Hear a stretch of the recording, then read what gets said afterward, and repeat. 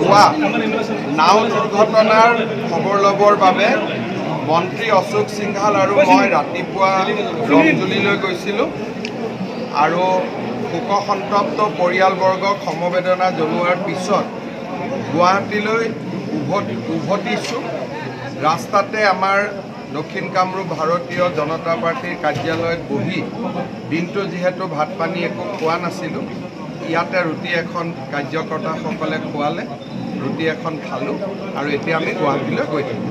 আৰু এনেকুৱা বহুত নেতা আহে যিসকলে বিজেপিত আহিব খুজিব। স্বাভাৱিকতে বিজেপিতো দুই এজন থাকিব পাৰে যোনে কংগ্ৰেছত যাব খুজিব। বিজেপিত আহিলে আৰু বেলেগ দলত নাযায়। আৰু গোটেই ভাৰততে বিজেপি ত্যাগ কৰি কংগ্ৰেছত যোৱা মানুহৰ সংখ্যা একেবাৰে কম, দুই এজন আছে। কংগ্ৰেছৰ পৰা বিজেপিত বহুত আহে। এইকেইদিন মই ৰাজনীতি নাই কৰা, উন্নয়নমূলক কাম, বানপানীত ব্যস্ত আছোঁ। জানুৱাৰী ফেব্ৰুৱাৰীৰ পৰা আকৌ আগৰ দৰে কংগ্ৰেছৰ পৰা বহু সংখ্যক মানুহ আমাৰ তাত আহি যোগদান কৰি দিব। কিন্তু এইকেইদিন মই যোগদান, দল ত্যাগ, আদৰণি এইবিলাক পৰ্বৰ পৰা অলপ দূৰত ৰাখিছোঁ। কাৰণ 3 মাহ লোকসভাৰ ইলেকশ্যনৰ কাম কৰোঁতে 3 মাহ আমাৰ অসমখন পিছুৱাই গ'ল, বহুত কাম মোৰ ৰখি গ'ল।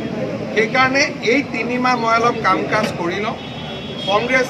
কংগ্ৰেছত যদি কোনোবা যায়, মোৰ এটাই অনুৰোধ যে কংগ্ৰেছত যাওক, বিজেপিত যাওক, আমাৰ অসমৰ স্বাৰ্থ যাতে সুৰক্ষিত ৰখাৰ বাবে আমি সকলোতে মাত মাতোঁ। আমাৰ অসমখনৰ সমস্যাবোৰ আমি জানো, কেনেকৈ আমাৰ অসমীয়া আৰু হিন্দু মানুহখিনি কেনেকৈ কলধপ কৰি আমি জীয়াই আছোঁ সকলোৱে জানো। এই মানুহখিনিৰ স্বাৰ্থটো যাতে আমি সকলোতে সুৰক্ষিত কৰি ৰাখোঁ।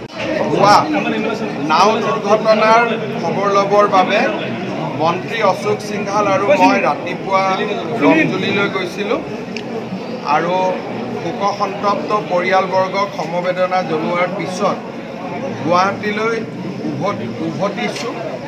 ৰাস্তাতে আমাৰ দক্ষিণ কামৰূপ ভাৰতীয় জনতা পাৰ্টিৰ কাৰ্যালয়ত বহি দিনটো যিহেতু ভাত পানী একো খোৱা নাছিলোঁ, ইয়াতে ৰুটি এখন কাৰ্যকৰ্তাসকলে খোৱালে, ৰুটি এখন খালোঁ আৰু এতিয়া আমি গুৱাহাটীলৈ গৈ থাকোঁ। আৰু এনেকুৱা বহুত নেতা আহে যিসকলে বিজেপিত আহিব খুজিব। স্বাভাৱিকতে বিজেপিতো দুই এজন থাকিব পাৰে যোনে কংগ্ৰেছত যাব খুজিব। বিজেপিত আহিলে আৰু বেলেগ দলত নাযায়। আৰু গোটেই ভাৰততে বিজেপি ত্যাগ কৰি কংগ্ৰেছত যোৱা মানুহৰ সংখ্যা একেবাৰে কম, দুই এজন আছে।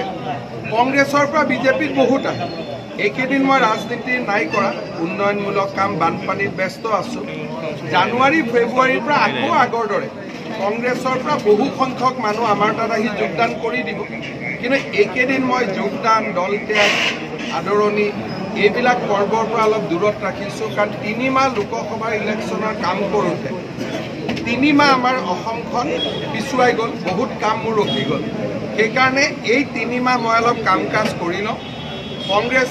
কংগ্ৰেছত যদি কোনোবা যায়, মোৰ এটাই অনুৰোধ যে কংগ্ৰেছত যাওক, বিজেপিত যাওক, আমাৰ অসমৰ স্বাৰ্থ যাতে সুৰক্ষিত ৰখাৰ বাবে আমি সকলোতে মাত মাতোঁ।